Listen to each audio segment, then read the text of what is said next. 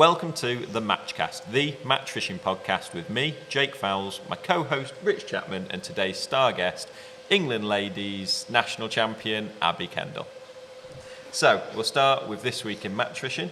I was there for the Angling Trust Individual National, so this weekend, so once this podcast is released, the day after will be the Division 1 National, so this Saturday. The Individual National is a great event to practice. There was 160 anglers booked on, spread across the Aaron Calder Canal and the New Junction Canal.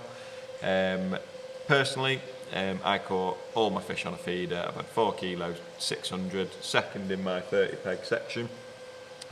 So I was happy enough with that. Good day fishing, caught little skimmers, a couple of better ones on perch, odd roach. Was that last weekend when it was like the windiest day ever as well? Yeah, so it was 50 mile per hour gusts. Like I just set up a one pole line at like 7 metres, caught a few perch around my net and chucked a feeder basically. Even the feeder, to be fair, the last couple of hours, the tow on the canal was a joke.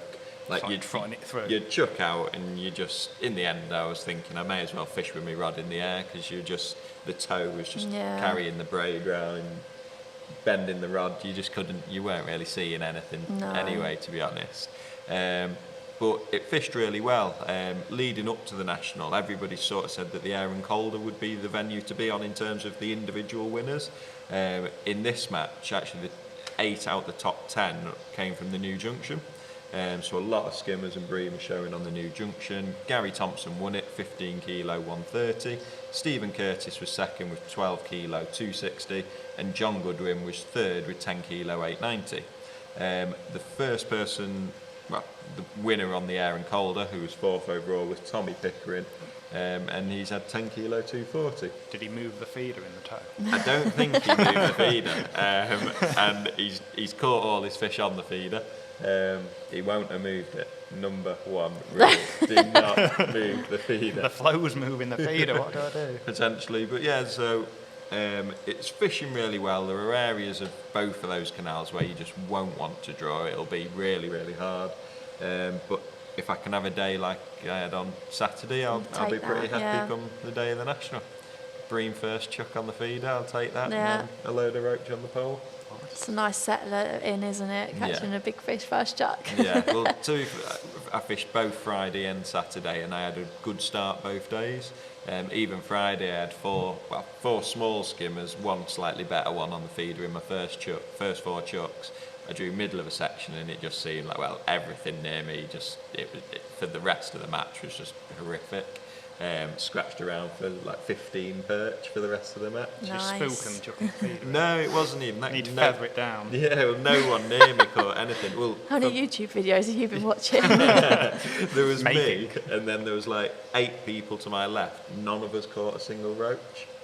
And then the end 4 pegs, it sort of got to a point, and then there was some roach caught, and the end peg won that RAF match, and he had £40 a bream. Superior Nice. presentation. Yeah, for an end peg. But yeah, so I'm really looking forward to that. Division 1 National. We'll obviously bring you all the results from that next week. Yep. Moving on, Feeder Masters at Carmill Dam. A lad, Jack O'Sullivan, won one of the zones. Jack's been fishing Patswell Park a lot. He's focusing a lot of time towards feeder fishing. He won that zone with £17 15 ounce and was second overall in the match.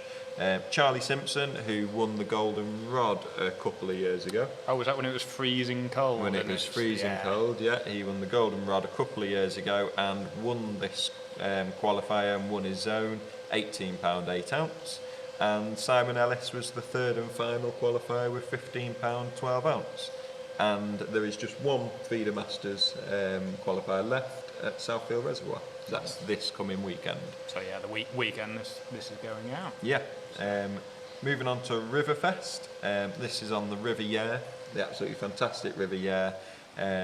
Chris Smith, he won Zone A, £19. Mike Bedding, who's in all of these Riverfest finals, he seems to qualify every year, and Evesham as well. Pretty certain he fishes for Shakespeare Super Team, or Cadence Super Team, I believe they're now called. He had £27 1 ounce qualified, and John Taylor, who I believe was an ex-colleague at Leader. Before my time. Before your time. Brilliant moustache. Yes. Yeah. Very Brilliant. envious of 118 we called him round 118. here. Yeah. Yeah, that's all he's known as. So he ended up winning the match, £32 7 ounce. The impressive thing about the Riviera, every single section winner needed double figures, and that's including people who picked up on by default, needed double figures of fish to win the section. Yeah. You can't pull the same joke off otherwise. It's amusing me, it's all right. I believe, looking at the weights, there will have been some skimmers in Bream Court, but the venue's known for its massive roach, between a pound or two. I can't start a sentence without saying yeah now. Cracked himself up. So a brilliant event. Weights were really good. For a natural venue, it's obviously thriving. Loads of fish to be caught there. Maver match this. There's been 2 over the last week. Yep. There's one you were Tunnel Barn qualifier. I've basically watched everyone frame around me and I've caught nothing. Because basically I drew on 33 new, which from what everyone was saying was like bang on. You're in the corner, wind blowing, blowing into it. It was like a hurricane coming into it. Yeah, so this was Saturday, the same day. Yeah, so like trees falling down and all that sort of fun stuff. But yeah, I think John Arthur was on it the day before, and I think he was either first or second, so they're obviously in the area. I've had Paul Holland, because you're in the corner, you've got a point coming out into the lake. So I've had Paul Holland on the end of that point, Matty Dawes to his right, I've had Sam Collett up to my right on my bank, so it's like section of doom, you don't like want to be anywhere near any of them. And yeah, I can kind of try and come up with excuses, but obviously the wind made shallow fishing difficult. Like you were literally took maggots with us, which was probably not the best decision anyway. But you like feeding them a couple of times, they have genuinely gone behind us, and like you just couldn't be anywhere near accurate enough. And Paul and Matty, they've been catching steady shallow most of the day because they've been out on that point. They've got the wind coming over their back a bit more, so they could control it.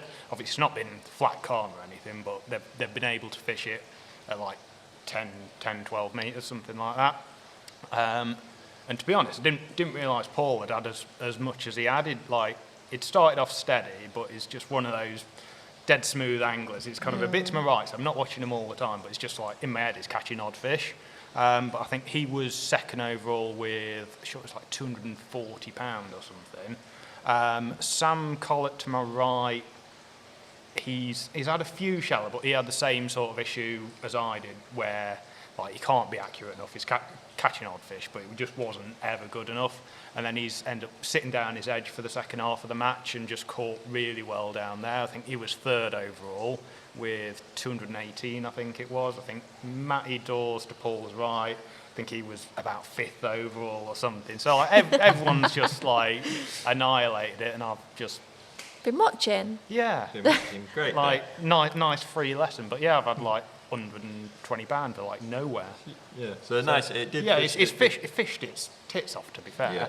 Yeah. And then it was Christian Jones on extension 22. He's had £264 and won it.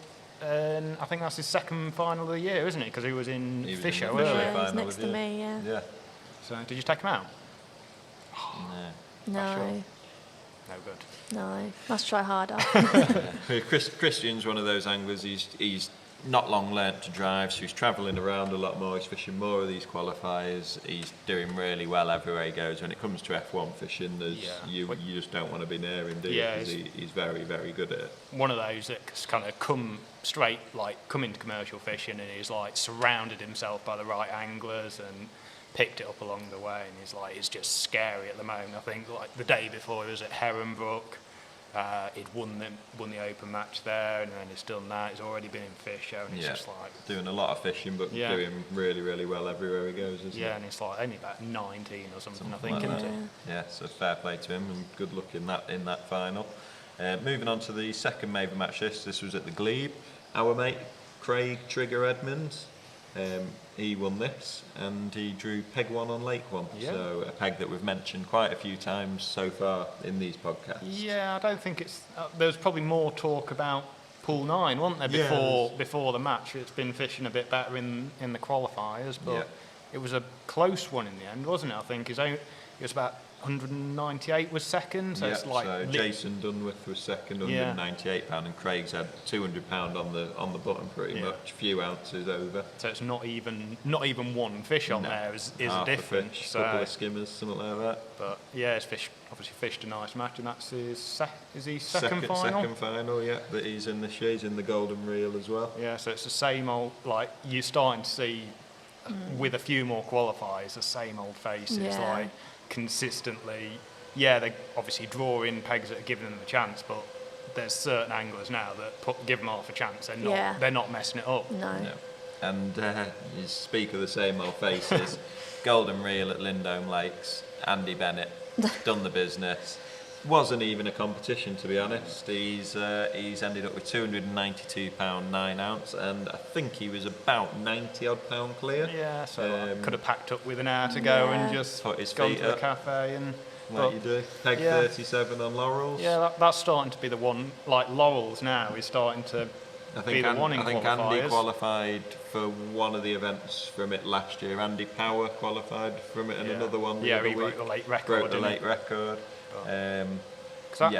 He's in all 3 of the main finals. Yeah. But it's quite interesting, isn't it, how, like, over the course of a couple of years, a venue can change. Where you went to a qualifier there a couple of years ago, it was Benny's was winning it 99 times out of 100, and now obviously they've grown up a bit and got a bit wiser in there. I think they tend to put. I think Benny's is still the one most capable, but they tend to put quite a lot of people on it to even it up a little bit. That's the good thing, really. I think at Lindome, they do tend to try and even it up a bit. It just seems that Laurels, when they do that, maybe there are pegs with a bit more room and a bit more or areas where fish back off to. It's Laurels that they did a load of work on, wasn't it? Yeah. And they've kind of dug it out a bit, made it a bit nicer. They've took the spits out, haven't they? And it's like island rather than. I don't know, but I know. Like did a load of work and made it so. I'm sure Andy Bennett was on the podcast when he was on here saying that they've kind of levelled out some of the islands a bit, so you've got a nicer depth to fish, and the difference it's actually made to the fishing is ridiculous. Whereas before they were like just chucking out, getting weird liners, not actually catching a lot. Now it's winning qualifiers and chucking it massive weights all the time. Yeah, it shows what a bit of work the fisheries can do, really. So well done, Andy Bennett. Yeah, like I say, third big money final. Then he's in the final of that Fish North. I think probably the MAM final as well. Just everything he does, basically. The thing is, though, he's so down to earth, and he's like, it's just another day's fishing for him. But he's not one of those to shout about it. He just does what he does. He lets his fishing do the talking, but he's so approachable. He'll tell you anything. You know, he helped me out a lot at Partridge on the Fisho qualifier. Can't thank him enough for that, because obviously then I went on to win it. But he's just such a nice guy with it, so it makes it nice, don't it, when someone's nice and they're winning all the time. Like rooting him on a bit, it definitely is like that. He is a really nice lad, isn't he? Obviously, we had him on the podcast. And it's like he will, like you were saying now. I think, did he draw next to Will at Partridge when he qualified, and he's even gone through our Fish's match and everything, and I think Will's ended up beating Andy by a pound or something. It's like. Even after that, he's just been dead. He's like, just wanted to help him out. And it's just like. But then, and he openly admits, doesn't he? Like, well, obviously, firstly, Andy's so confident in his own ability that he can tell somebody of the calibre of Will Raisin how to fish it, knowing that he's going to be one of his main competitors. But then Andy, I think, is of that mindset that if you help someone, they'll help you. Yeah, and he said that with the Fishermania final. So he helped Will in that qualifier to get Will to the final. Andy's then qualified at a later date. But then when it came to the final, Will was helped Andy. They worked together, and Andy's ended up winning the final. And he says obviously that a lot of that was because of the help that Will had given him as well. So it goes hand in hand, doesn't it? Yeah. Really? So moving on from that. We're going to move on to the Youth World Championships. So there was 3 events, under 15s, under 20s and the under 25s, all on El Vicario Reservoir in Spain. We'll start with the youngest group. Charlie Sibley, Billy Kirk, Harry Keyes and Matthew Mollart were the team.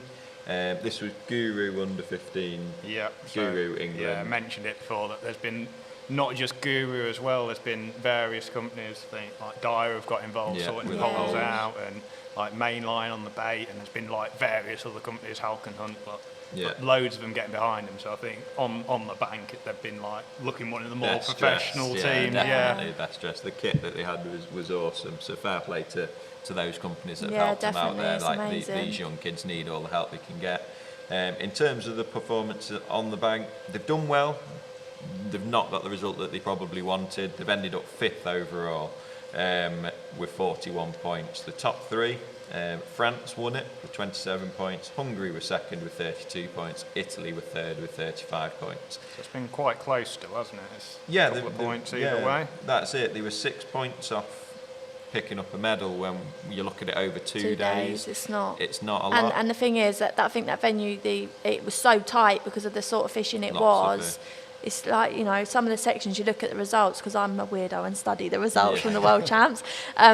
It's so close, like 2 fish in it, you know, and it's horrible when you don't get the result you want, and when it's that close. Yeah, I suppose. They were fishing for the poisson poison catfish, little horrible horrible spiky things, stick the fins out, stab you, hands like end up like a pincushion. And then little carp, Carasio, they were your bonus fish, weren't they? Basically, say little carp. It's like there were some big ones, I think Jordan was there, wasn't he, on one of the practice days. There's a picture going around on Facebook of like, don't know how big it was. I'm sure it was 22 or something like that, or from what I heard. But it's like, it wasn't like some of the stock carp over here where it's like a proper chunk. This was like about 3 foot long, wasn't it? It's like ridiculous fish. Yeah. So France, absolutely brilliant. Have won the gold medal there. Special mention though. Individually, Charlie Sibley, he picked up a bronze medal individually. So obviously, when you look at that, potentially the tactics couldn't have been too far wrong. No, I don't think, you know, you've got the likes of Matt, who, Matt Godfrey was there out helping they're him, not stupid. No. They've been there, they've done it, you know, so it's just... I always think when there's an individual medal, potentially the draw could have been a factor there. But obviously he's picked up a bronze medal, so fair play to him. Moving on to the under-20s, Rob Swan, Will McCraner, Jordan Holloway, Josh Newman and Jack Demant.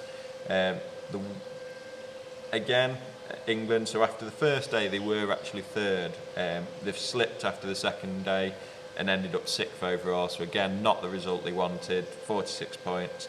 Again, it was pretty close. In 3rd place, Netherlands with 37 points and 9 points in it. Again, over 2 days, it's not a massive margin. France were 2nd, Poland won it with 30 points, France 33. In terms of individuals, Rob Swan was the top performer in the England team, 9th overall in his first World Championships, 3 points on first day, 4 points on second. He wasn't actually going to fish, I believe. But Jordan Holloway was ill. I think he's been quite bad, hasn't it? Like, I think he went to hospital and everything. Yeah, whether like to do with sunstroke or something. But yeah, he's been like proper bad, laid up in bed, not even been able to like leave the hotel or leave the hospital sort of thing. So. It's hard going out there, you know, in countries like that. I remember we fished Spain and it was in Merida and it was getting to 52 degrees every day, and it's just like, it's not normal, do you know what I mean? And you know, you've got your umbrellas in your waters and stuff, but when you're catching, like Merida was the same, we was catching 100 little Carasio an hour. You ain't got time to drink. You kind of have to make yourself, because you do get ill. You could just see people flagging out on the banks and stuff. I nearly died at the glebe, didn't I? That was only like 30 degrees. So yeah, no, it's hard going. You know, you're up. It's just them weeks in general are just so exhausting and hard going, and it's just you're up early every morning, late every night doing your gear. You know, it takes your toll on it, and especially in that heat, it's going to have an effect on people. But definitely. So we wish Jordan all the best, get better, and well done to the under-20s team. To end it, under-25, so Rory Jones, Bradley Gibbons, Tom Moretti, Tom Potter and Andrew Cranston. Obviously it's all on the same venue. France once again won it, so that's 2 golds and a silver for France. They were 30 points. Hungary were second with 40 points, So and big- Spain with 47. Big margin of victory there, isn't there? Yeah, I just think that you've seen it. The French teams at the moment. They're just getting better and better. I mean, from when I was out in the World Champs, you know, when I first started, they were a good team, don't get me wrong, but they weren't getting the results they are now. You know, even the ladies, I think they're on the podium. The last few years, they've been on the podium every year. And I just think in general, the other teams, you know, England have always been quite far in front. And I think now everyone's catching up. It's, you know, you're going to start seeing they're just getting better. The teams are just getting better and better, and their understanding of, you know, ground baits and feeding, and you know, and you also on a venue like catching catfish, they do it. They have these venues. We don't do it. Yeah. So you're always going to be up against it when it's, you know, a fish race for them sort of fish and how they feed. But they're just getting better and better. That's just the end line of it, really. Yeah, definitely. Well, hopefully England can host a World Champs or European Champs again at some point. It'd be good. It'd be nice to see. We can sort of see then a bit more where we're at, because if those teams come over here and still dominate, we can sort of see potentially we've dropped a bit, or they've just got better, developed a lot quicker than we have. But have a nice little jigging match for F1, or a monging match. We'll smash everyone up there.